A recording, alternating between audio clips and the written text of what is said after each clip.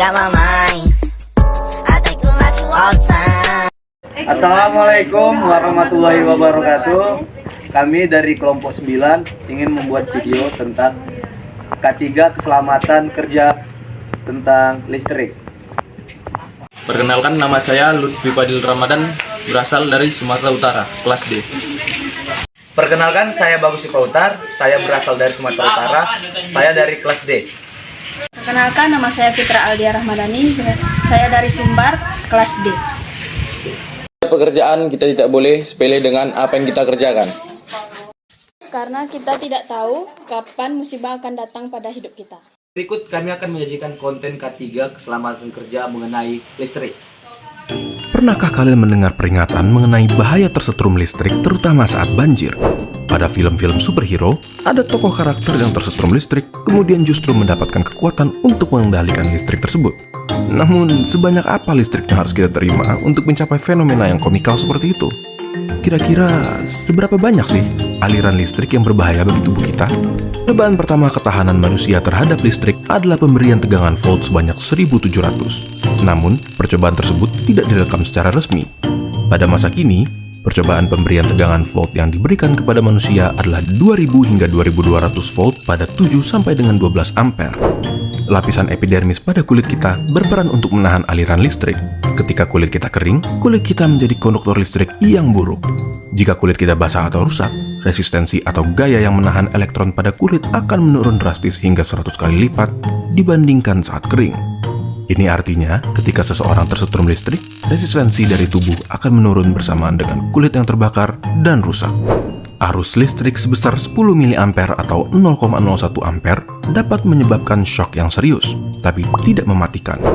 Ketika badan kita menerima listrik sebesar 100 mA atau 0,1 ampere, otot-otot pada badan kita mulai berkontraksi. Jantung memiliki resisten yang lemah terhadap listrik, sehingga arus listrik sekecil 10 mA saja sudah sangat cukup untuk menyebabkan kematian. Namun, tenang, arus listrik tersebut tidak akan pernah sampai di jantung karena kita memiliki resistensi pada kulit yang tinggi sehingga dapat mengabsorpsi arus listrik tersebut sepenuhnya.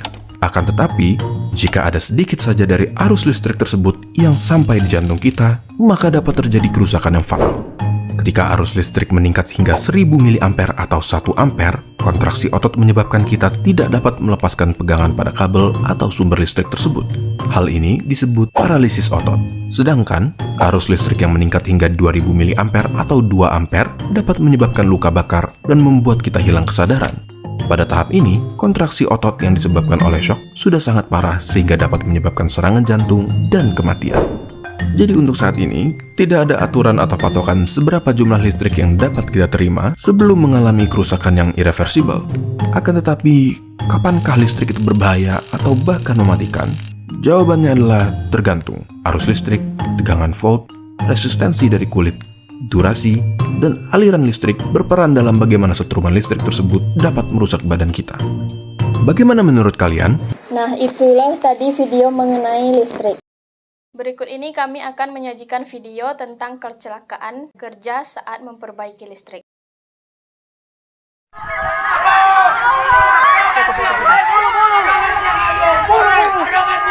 Aduh!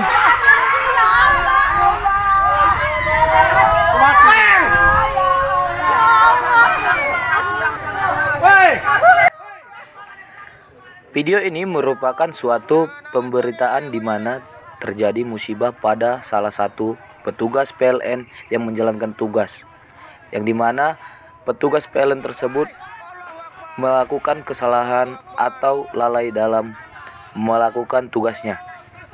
Dari sini kita bisa melihat bahwa saat bekerja kita harus fokus dan selalu mengikuti prosedur pekerjaan. Ngeri kali ya kecelakaan kerja. Sikit-sikit nyawa hilang. Nah, demikian dari kelompok kami. Lebih kurangnya kami mohon maaf. Wabillahi taufiq wal hidayah. Wassalamualaikum warahmatullahi wabarakatuh.